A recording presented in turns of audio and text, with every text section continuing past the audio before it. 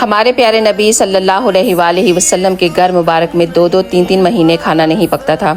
حضرت عائشہ فرماتی ہیں کہ رسول اللہ صلی اللہ علیہ وآلہ وسلم ایک دفعہ میرے پاس تشریف لائے اور پوچھتے ہیں کہ عائشہ کچھ کھانے کو ہے؟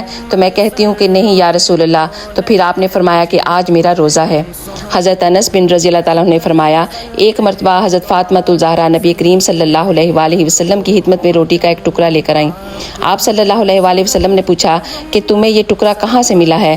تو انہوں نے بتایا میں نے ایک روٹی پکائی تھی، میرے دل کو گوارا نہ ہوا کہ میں اکیلی اس کو کھاؤں، اس لیے یہ ٹکڑا آپ کے لیے لے کر آئی ہوں۔ تو نبی کریم صلی اللہ علیہ وآلہ وسلم نے فرمایا کہ یقین کرو بیٹی، تمہارے باپ کے منہ میں 3 دن سے کوئی لقمہ تک نہیں گیا، یہ پہلی روٹی کا لقمہ ہے جو 3 دن کے بعد میں کھا رہا ہوں۔ اللہ اکبر۔ حضرت سیدنا عائشہ بتاتی ہیں کہ آل رسول نے کسی بھی دن 2 وقت کھانا نہیں کھایا، اس میں ایک دن کھجوریں ہوتی تھیں اور ایک دن پانی ہوتا